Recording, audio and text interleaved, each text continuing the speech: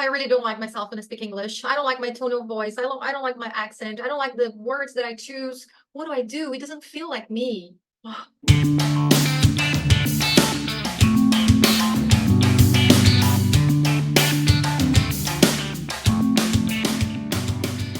Have you ever felt like that?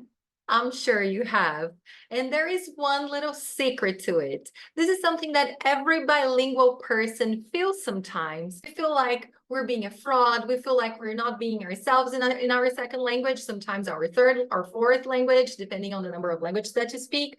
But this is super common. So rest assured that there is a technique that will help you break free from this pressure of not feeling quite like yourself when you're speaking English. So join me and I'm going to show you how to actually overcome this process. My name is Deborah. I've been an English teacher for over 21 years and I teach English for excellence. Well, so what really happens is when we're learning English or when we're studying English as a second language, we have very high expectations, right? Because we follow models, we have role models, we watch movies, we watch series, we see singers and interviews, and we have an ideal of what we want to have, how we want to speak, the accent we want to have, the fluency we want to have.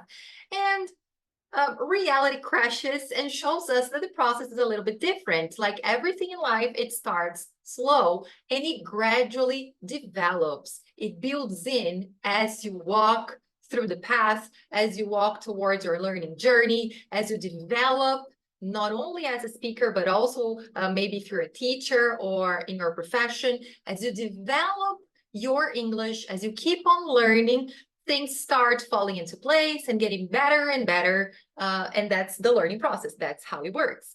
So what can you do to feel better with yourself in this process? Well, there's this one simple technique that I used a lot when I was learning English, and it helped me build better pronunciation. It helped me build vocabulary. It helped me improve a lot my own command of the language. And this is what I usually teach my students. I ask them to carry out the same technique that I used to do and that worked amazingly well for me.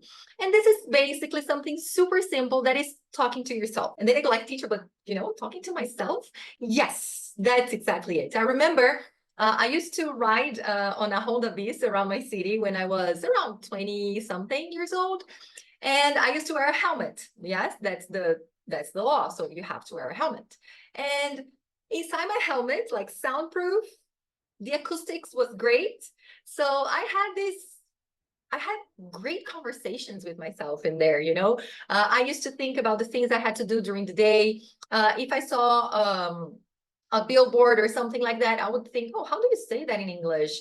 How do you say that sign in English? How do I say what I have to do today in English? And I used to play with different accents as well. So I used to play with British accent, sometimes Australian accent. I would watch movies and try to repeat the lines that I had learned.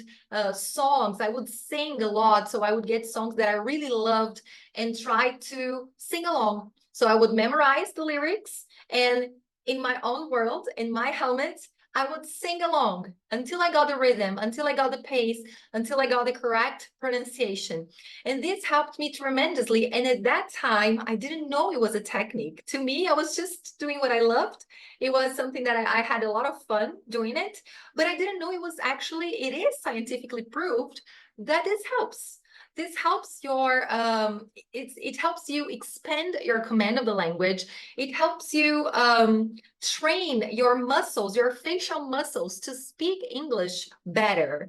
So as I did that almost like every day, 3 times a day. I used to do this for some time. It was not something that I forced. It just happened naturally. But this helped me tremendously develop these skills. So when I didn't know a word, for example, I want to know what I'm going to do this afternoon, and I don't know exactly how to say this, I would go to the dictionary, or I would find how you said that word. So how do you say, for example, prendedor de roupa? And I would go for that. I would find this word and I would memorize it. I would write it down. And then next time I would think, okay, so now I'm hanging the clothes with the clothespin, with the clothes peg. And I learned different words. I learned different pronunciations. I practiced a lot my speaking with myself. So it's not always that you need a speaking partner. Of course, it's good. It's great to have a group, to be in a group of people where you can express yourself and listen to different accents, listen to different people, listen to different opinions. It was great. But in between classes, this is super useful. This is amazingly useful. And I recommend my students do this every day. Just today, I told one of them, like, when you're in the car and you're driving to work, talk to yourself in English about the things you have to do when you arrive at work, about the things you want to do when you finish work, about the exercises you're going to do at the gym. If you're not sure, when you come back home, check for the words, learn these words. I am sure this is definitely going to help you learn a lot faster and feel much more comfortable with your own voice because you're talking to yourself and you're listening to yourself. So this helps you feel more comfortable with your own voice in English. Okay, so shall we have a deal? I want you to try this technique for 1 week, and then I want you to come back here and tell me in the comments. How did you feel? Do you feel better? Do you feel more natural? Do you feel more comfortable? Let me know. Bye-bye, and see you in our next video.